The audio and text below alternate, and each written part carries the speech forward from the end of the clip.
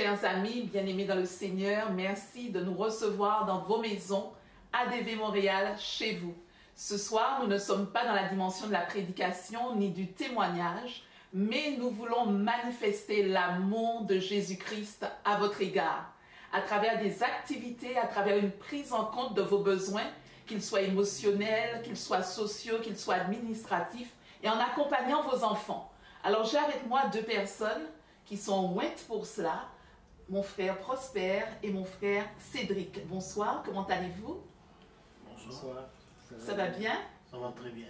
Est-ce que tu pourrais nous expliquer aux personnes qui nous regardent ce que ADV Montréal propose concrètement pour manifester l'amour de Jésus-Christ dans les familles? Bonjour peuple de Dieu. Nous sommes là pour vous présenter quelques activités que nous faisons, que les autres savent, mais il y a d'autres personnes qui ne savent pas. Donc c'est répandre la bonne nouvelle aujourd'hui à travers cette vidéo, pour que le maximum de personnes soient informées. Exactement. Exactement, parce que là, on a des activités qu'on fait, par exemple, nous savons que l'Église, il y a beaucoup de personnes, moi je dirais la majorité des gens qui fréquentent l'Église sont des personnes immigrantes. Et ces personnes-là ont toujours une famille à l'extérieur du Canada. Et à chaque fois, ils cherchent toujours comment se réunir, comment faire la réunification familiale, comment inviter la personne ici au Canada, comment faire venir une personne chère qui peut avoir l'emploi, le permis de travail, l'immigration permanente. Mais nous, on est là et on les fait gratuitement. On les fait gratuitement. Quelqu'un qui a besoin d'aide peut nous contacter parce que nous avons déjà nos coordonnées qui circulent au bas de l'écran. La personne peut prendre rendez-vous avec nous et on va pouvoir l'aider à remplir le formulaire et on va pouvoir aussi l'aider à chercher tout document essentiel parce que l'immigration c'est quelque chose qui paraît simple mais c'est juste des petits détails qui comptent et ça prend quelqu'un qui connaît et puis la personne peut mieux vous guider et puis ça va aller bien et puis avec la grâce de Dieu, ça peut faire toute une différence. Donc un support administratif pour les démarches d'immigration, première chose. Oui. Autre exemple? Autre exemple, nous rédigeons aussi les documents officiels parce qu'il y a des gens, des fois ils ne savent pas, ils peuvent être c'est pas question qu'ils ne savent pas comment écrire, mais il y a aussi la manière de rédiger un document officiel. Et on peut rédiger aussi les invitations pour les parrainages. Et on peut rédiger aussi les documents qui nécessitent de faire les démarches administratives ici au Canada. Alors tout ça, on fait toujours du support. Et on est là et si vous nous contactez, nous allons prendre rendez-vous avec vous et puis nous sommes disposés à le faire et puis nous sommes disponibles en tout temps et c'est question seulement de prendre rendez-vous et puis on va vous aider. Comme le disait notre frère, ce sont des démarches qui sont extrêmement complexes. Ne restez pas seul et il ajoutait quelque chose de très important avec la grâce de Dieu, toute une différence pourra être faite. Je me tourne vers mon autre invité, l'évangéliste Cédric. Oui. Quelle bonne nouvelle aujourd'hui pour les familles, pour les enfants, pour les jeunes? Bon, moi, je suis venu ici encore une fois, ce n'est pas pour un témoignage, c'est pour présenter un nouveau concept qu'on va avoir à ADV Montréal. Dernièrement, le pasteur Teddy m'a parlé d'une idée pour créer la jeunesse à ADV Montréal. Alors, on va lancer bientôt, juste après ce temps de confinement, on va trouver un dimanche pour commencer. Mais les activités, il y aura pas mal d'activités pour les jeunes, comme les sorties, l'encadrement, les études bibliques, et même aussi des fois les aides aux devoirs. Beaucoup de jeunes ont des difficultés Et des fois, les parents n'ont pas le temps, on peut s'arranger un dimanche soir pour les aider avec les devoirs. Et aussi, un autre point, il y a beaucoup de jeunes qui sont pas mal agités. Des fois, c'est parce qu'il y a un manque d'encadrement. Alors, à Montréal, avec notre frère à nous, moi, on s'est concerté pour créer un dojo. Très bien, pour canaliser l'énergie des enfants. Un dojo de judo qui devait être lancé même au mois d'avril, jusqu'il y a eu les confinements, on a un peu repoussé nos programmes. Mais je veux juste rappeler les parents qui sont intéressés pour leurs enfants et tout, pour apprendre du sport. C'est très important, on peut toujours prier, mais on peut toujours être sportif. Même moi, je suis évangéliste, mais je suis un sportif. Le pasteur dit aussi c'est un sportif.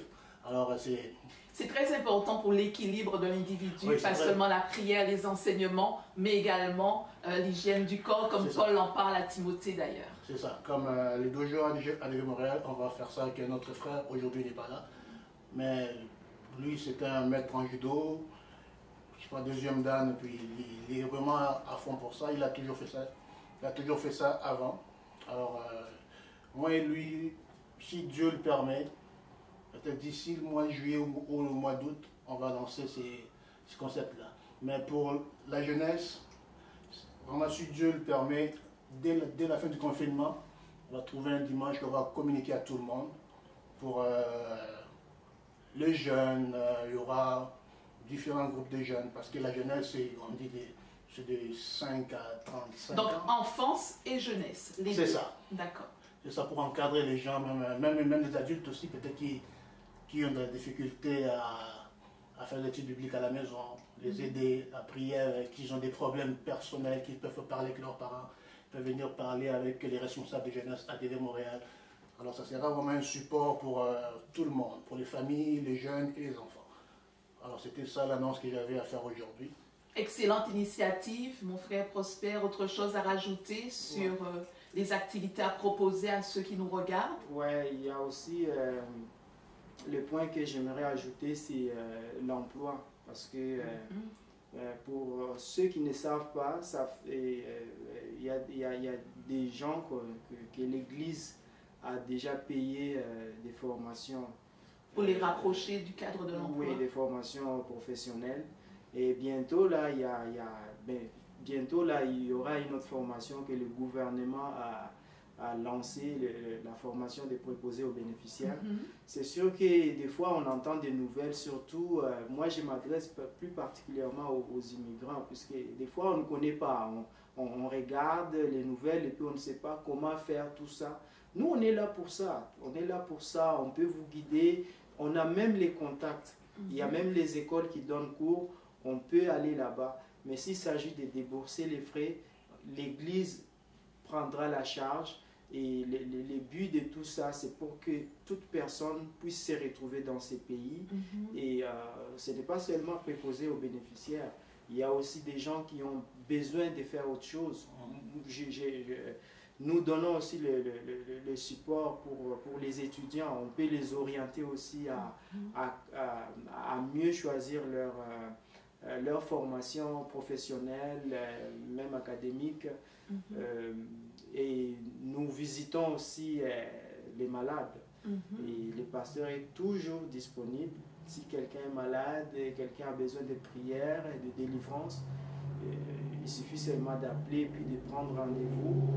On peut venir avec toute une équipe et puis prier pour vous. Et puis Dieu va faire, Dieu va agir. Il y a aussi une autre chose que j'aimerais ajouter, c'est les images. S'il y a des gens qui veulent